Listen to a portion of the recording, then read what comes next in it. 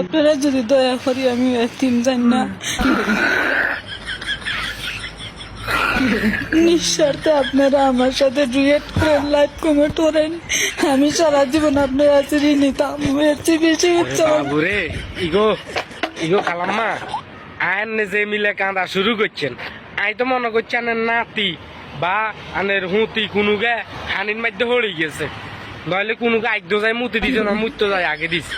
বাবুরা আনের ডুইট টিকটক করিবার লাই কান্দেনের কেন?